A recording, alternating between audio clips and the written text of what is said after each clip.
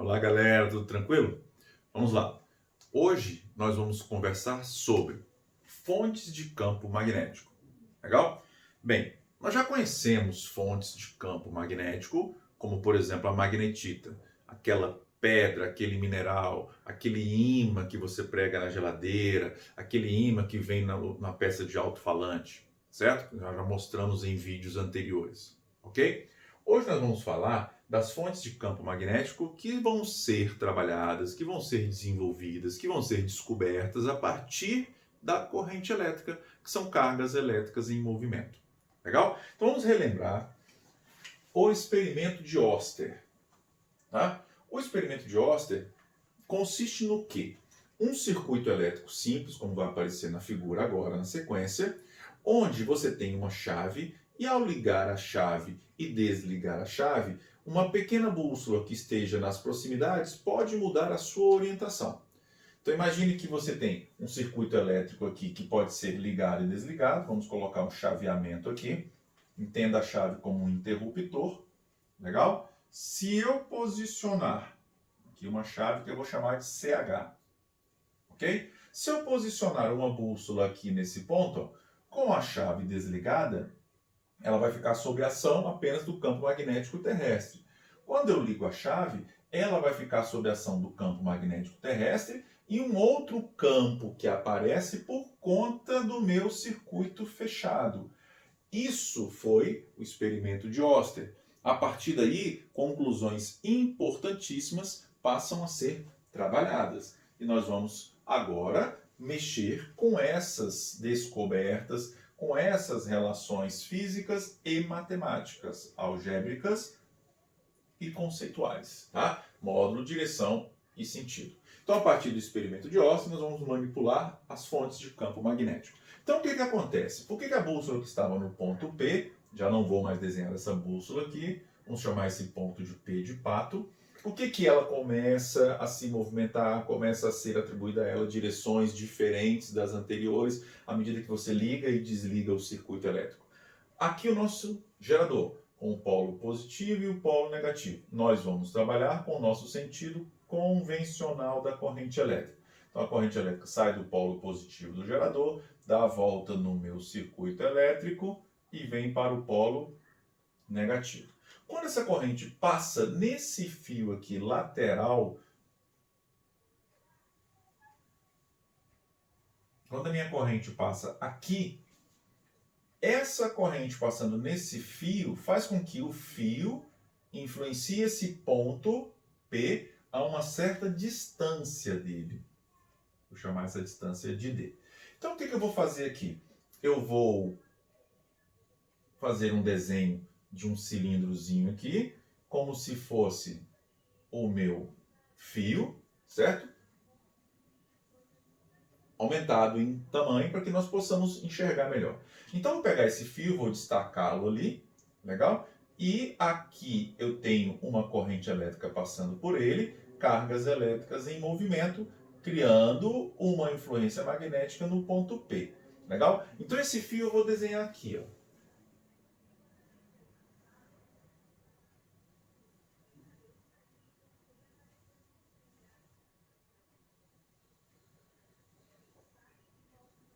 Então, vou pegar esse fio e vou destacá-lo para cá. Legal? Fazendo aquele trecho aqui. A minha corrente elétrica aqui, ela está descendo, de acordo com aquela minha figura, e passando pelo meu fio. Essa minha corrente que desceu, cria no ponto P, faz aparecer no ponto P, uma influência magnética, e agora eu vou descobrir módulo, direção e sentido disso, chamando isso aqui de um ponto que está submetido a um campo magnético.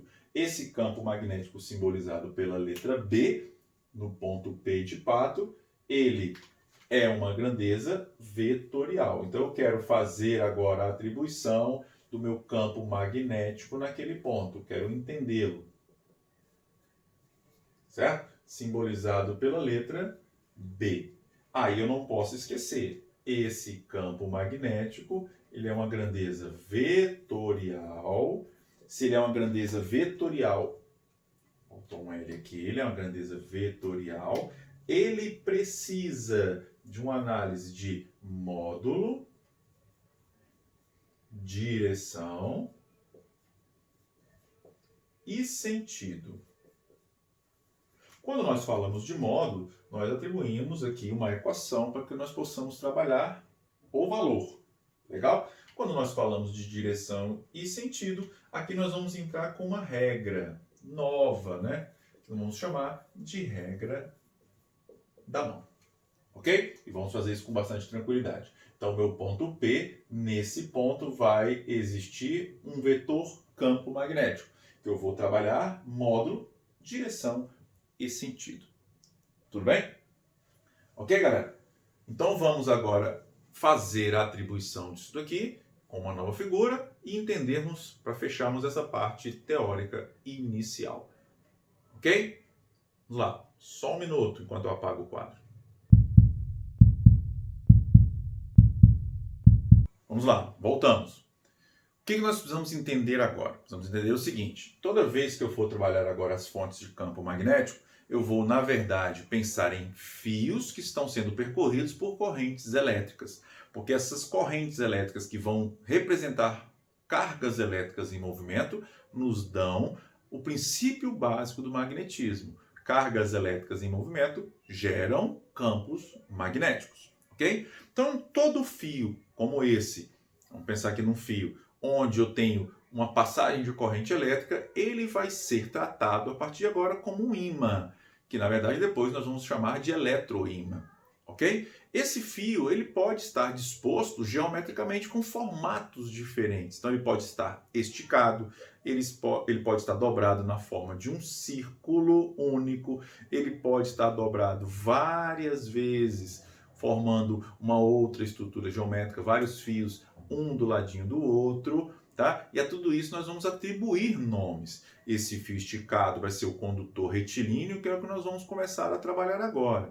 Quando ele estiver dobrado uma única vez, formando esse tipo de geometria, nós vamos chamar de espira. Quando ele estiver dobrado várias vezes, um do ladinho do outro, nós vamos chamar de solenoide. Depois nós vamos trabalhar também a ideia da bobina, e assim sucessivamente. Vamos começar com o primeiro elemento relativo a isso que nós chamamos de fontes de campo magnético, que é o condutor retilíneo. Então, a primeira peça que nós vamos trabalhar é o condutor retilíneo.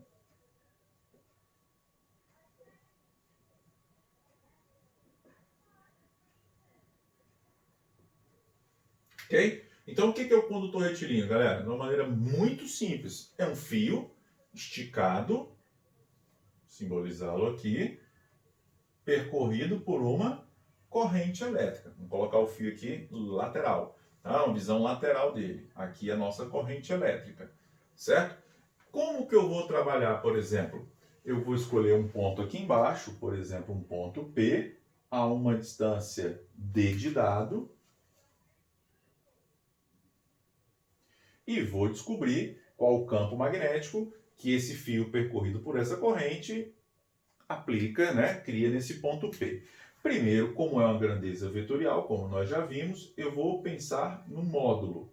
Como calcular o módulo do vetor campo magnético? Ele é diretamente proporcional à corrente elétrica, à intensidade da corrente elétrica que passa pelo fio. Quanto maior a corrente, mais forte a influência magnética nesse ponto, maior o módulo do vetor campo magnético. Ela é diretamente proporcional à corrente elétrica. Quanto mais distante, né, buscando analogamente a força elétrica, o campo elétrico, quanto mais distante, menor essa influência. Então, o campo é inversamente proporcional à distância.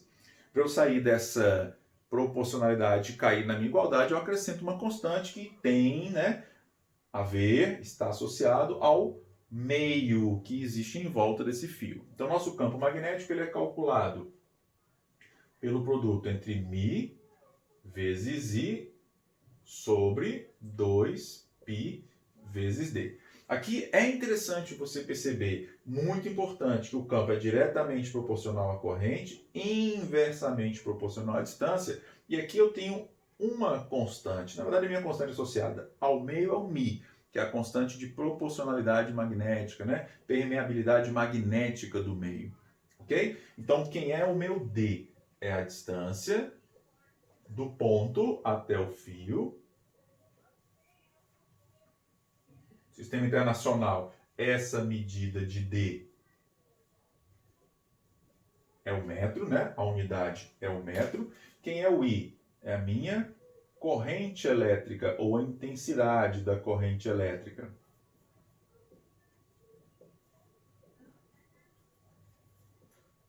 Qual a unidade do I?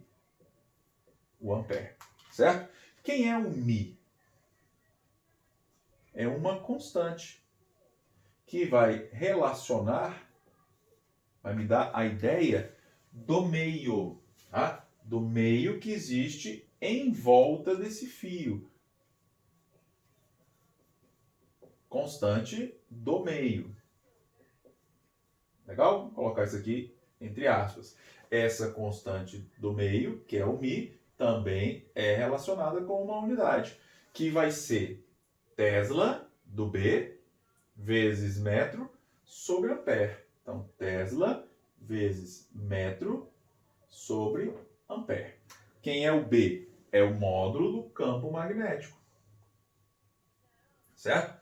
Então, é o vetor campo magnético, aqui no caso, o módulo. Cuja unidade do B é o Tesla no sistema internacional. Ok? Normalmente o Mi pode vir caracterizado como Mi0, que é o do aro do vácuo, e ele tem um valor fixo, 4π vezes 10 a menos 7, algo, né, análogo ao 9 vezes 10 a nona da constante eletrostática. Legal? Então isso aqui é o que nós precisamos para trabalharmos o módulo, tá? Permeabilidade magnética, ok? E para encontrar a direção e o sentido?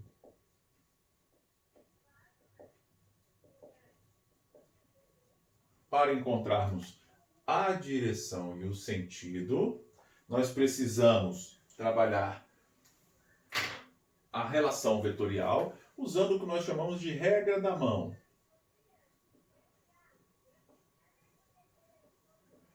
Essa mão aqui é a mão direita. Ok?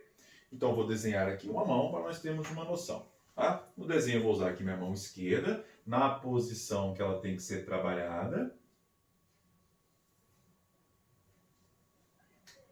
Certo? Então essa aqui é minha mão. A mão direita. Tá? Com a sua mão direita, o que você precisa entender? Que esse seu dedo aqui, ele vai representar algo, e esses 4 dedos juntos também representam outra grandeza, tá?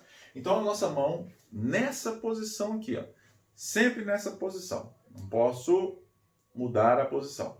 E a ideia é a seguinte: esse dedão vai se manter esticado e esses 4 dedos vão fazer um movimento circular, ok? Vamos aqui, ó. Por exemplo, aqui, quando a minha corrente elétrica, ou que esse pincel laranja seja o meu fio. Quando a minha corrente estiver para a direita, esse dedão agora você vai assimilar como sendo o que representa a intensidade da corrente, o sentido da corrente, tá? A corrente elétrica. Os meus outros dedos juntos, fazendo um movimento circular, envolvendo o fio. Se a minha corrente está para a direita, o meu campo magnético está fazendo isso em volta do fio. Então ele está aqui, ó, circulando, mostrando as linhas fechadas de campo magnético. As linhas de campo magnético fechadas, certo? Identificando, né, nos atribuindo aquela propriedade muitíssimo importante do ímã que nos diz que não temos separação de polo norte e polo sul. Não existe o monopolo magnético. Então, minhas linhas obrigatoriamente têm que ser fechadas. Então, se a minha corrente está para a direita, as minhas linhas estão assim, ó. Ok? Girando nesse sentido aqui, ó. Certo, galera? E aí, o que nós vamos fazer? Nós temos que atribuir isso no papel, no plano. Então, tem que colocar o fio desenhado no plano, aqui no quadro. Então, quando eu vou fazer a representação, se a minha corrente aqui, por exemplo, está para a direita, aqui o campo ele entra para poder dar a volta em torno do fio. Então, ele aqui é representado entrando e aqui é representado saindo. Quando eu represento o campo entrando, eu tenho que ter uma simbologia para ele entrando e para ele saindo. Então, aqui eu tenho um campo magnético em toda a região acima do fio e um campo magnético, o vetor, em toda a região abaixo. De novo, se a minha corrente está para a direita, abaixo do fio entra e acima sai. O entrar é representado por um X. O sair é representado por um ponto. Então vamos voltar aqui. Ó. Vamos lá. Esse meu dedo representa o quê? A corrente elétrica e os 4 dedos vão representar o campo. E qual é a ideia? É desse conjunto de dedos girar em torno do dedão, que representa a corrente. E eu tenho a simbologia de um X quando o vetor entra no plano e a simbologia de um ponto quando o vetor sai do plano. Detalhe, o que é o plano? Para mim, por exemplo, o plano é o quadro que está vertical. Na maioria das vezes, o plano para você vai ser, imagina o momento prova, isso vai ser sempre na horizontal, a sua prova ou o seu caderno em cima de uma mesa, em cima da sua carteira, em cima de onde você está escrevendo.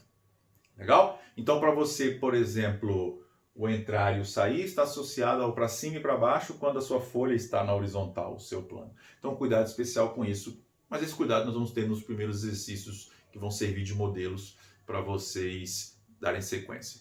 Ok? Então, vamos para os exercícios, trabalharmos com calma, um a um, em um nível crescente. Legal, galera? Espero lá nos exercícios. Um grande abraço.